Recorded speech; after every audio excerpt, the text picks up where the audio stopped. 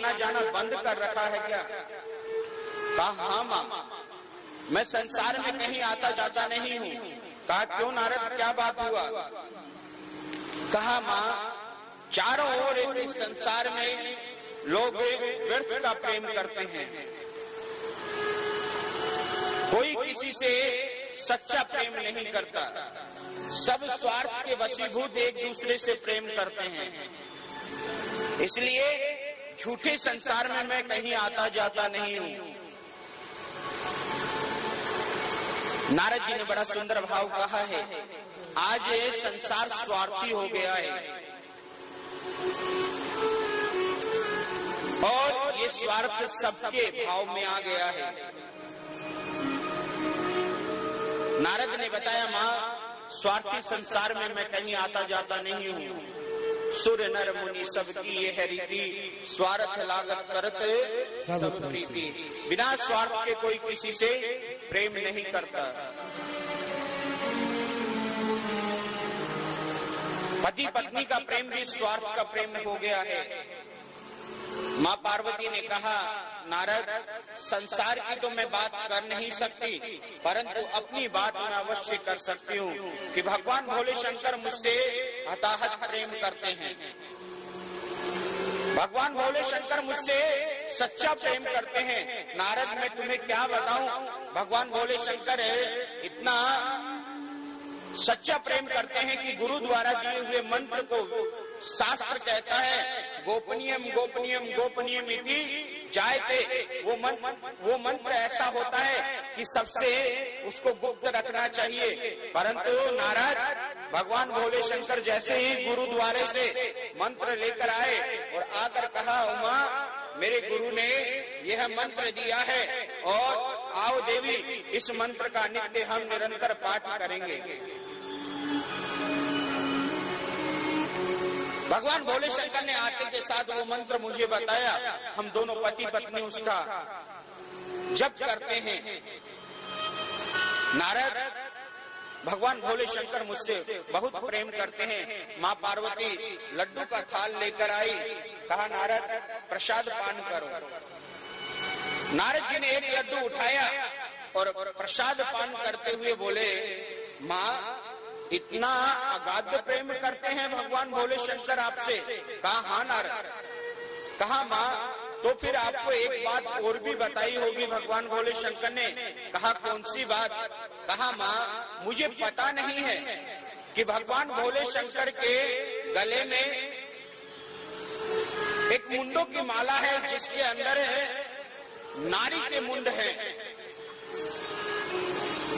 ये बाबा मुंडों की माला गले में क्यों धारण रखते हैं और इसमें किसके मुंड हैं? आपको पता है वो मुंडों की माला किसकी है? माँ पार्वती मौन हो गई, सोचने लगी और नारद से कहा, नारद, ये तो मुझे भी नहीं पता। कहा क्या माँ? अरे नारी मुंड की माला भगवान भोले शंकर 24 घंटे अपने गले में रखते हैं और उसमें किसके मुंड हैं? ये बात आपको भी नहीं बताई? कहा नहीं, ये बात तो भगवान भोले शंकर ने मुझसे नहीं बताई। कहा तो फिर कैसा प्रेम है? अरे आप तो कहते हो मुझसे इतना हताहत प्रेम करते हैं और इतना हताहत प्रेम करने वाला व्यक्ति ये बात छुपाता है, ये कैसा प्रेम है? माँ समझ में नहीं आया। माँ पार्वती मौन हो गई। नारद जी ने कहा, मैया, मुझे तो लगता है बाबा तुमसे प्रेम करते ही नहीं। और लड्डू को वही थाल में छोड़ा। कहा, जिस जगह पर प्रेम ना हो वहाँ नारद का कोई काम नहीं। अच्छा, और कैलाश पर्वत से नारद नारायण नारायण करते हुए चल दिए। अब यहाँ तो नारद जी तो चले गए, परंतु माँ पार्वती के मन में शंका हो गई। माँ पार्वती ने मन में विचार किया, भगवान भोले शंकर ने मुझसे ये बात छुपाई, आज आने दो भगवान भोले शंकर को। सायंकालीन का समय हुआ, भगवान भोले शंकर संध्या से। तो महाराज आज कैलाश में सन्नाटा छाया हुआ था। माँ एकांत में रुष्ट बैठी हुई हैं। भगवान भोले शंकर ने मन में विचार किया, पार्वती इस प्रकार से एकांत में बैठी है, कारण क्या है? तो भगवान भोले शंकर पार्वती के समीप गए, जाकर कहा, क्या बात है पार्वती, तुम इतनी मौन हो? कहा, रहने दीजिए महाराज, आज आपकी सारी पोल खुल गई है। अरे आप झूठा प्रेम दिखाते हो, मुझे तो आज पता चला है कि आप झूठा प्रेम करते हैं। मैं तो सोचती थी आप बहुत प्रेम करते मुझसे, परंतु मुझे क्या पता था कि आप झूठे हैं, आप कपटी हैं। कहा, उमा, मैंने कौन सा ऐसा झूठ बोला और मैंने कौन सा ऐसा छल कर दिया? मैं कौन सा कपटी हूँ? अरे मेरा अपराध क्या है? कहा, रहने दीजिए महाराज। अरे मैं आपकी अर्धांगिनी हूँ। कहा, हाँ। कहा, जब मैं आपकी अर्धांगिनी हूँ तो आपने मुझसे बात छुपाई क्यों? कहा, उमा, कौन सी बात छुपाई? तुमने कभी पूछा नहीं, मैंने कभी बताया नहीं। कहा, तो आज पूछती हूँ ना, बताओ ये किस नारी के मुंड हैं? कहा, उमा, ये जिस नारी के मुंड है ना, वो नारी अनोखी बहुत है, आपकी तरह ही है। कहा, मुझे समझ में नहीं आया, आप मुझे सही से बताओ कि वास्तविक ये किस नारी के मुंडों की माला आप अपने साथ 24 घंटे गले में धारण रखते हैं? लगता है आप मुझसे प्रेम नहीं करते। अगर मुझसे प्रेम करते होते तो यूं किसी नारी के मुंडों की माला गले में धारण नहीं रखते। भगवान भोले शंकर ने कहा, उमा, अगर मैं तुमसे कितना प्रेम करता हूँ इसका प्रत्यक्ष प्रमाण कोई है तो ये नारी मुंड है। कहा, मेरे प्रेम से ये नारी मुंडों का क्या तात्पर्य? कहा, उमा, है। उमा, तुम कोई साधारण स्त्री नहीं हो, तुम जगदम्बा हो, आदि शक्ति हो, और जब भी तुम किसी कार्य सिद्धि के लिए इस मुंड को लेकर अपनी माला में पिरो लेता हूँ ताकि तुम्हारी याद मुझे बनी रहे। कहा, महाराज, मेरे इतने जन्म हो चुके हैं और आप तभी से एक के एक हो। कहा, हाँ उमा। बोले, अरे अगर तुम मुझसे प्रेम करते होते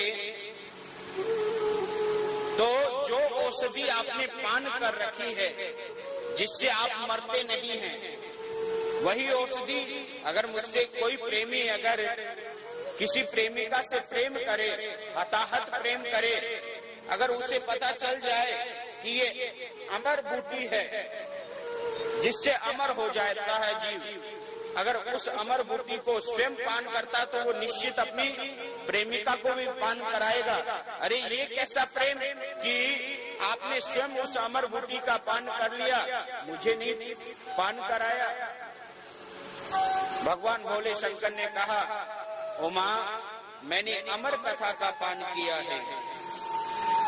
कहा, तो स्वामी मुझे भी अमर कथा का पान करना है।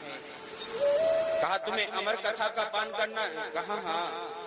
कहा, ठीक है उमा, आप बैठो, मैं आपको अमर कथा का पान कराता हूँ, परंतु एक दुविधा है।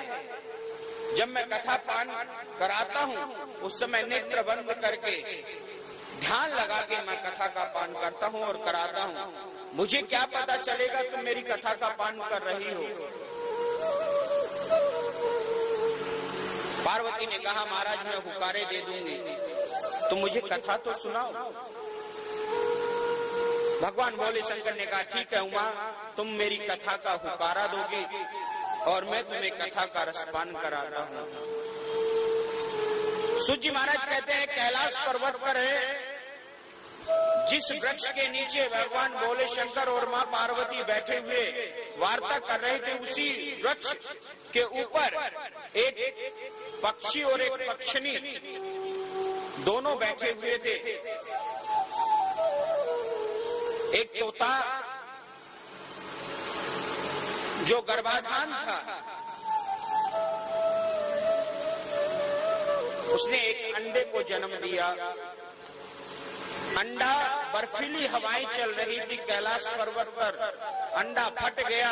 जैसे पक्षिनी ने अंडे को देखा और अंडे को वहीं छोड़कर सुख और पक्षिनी दोनों वहां से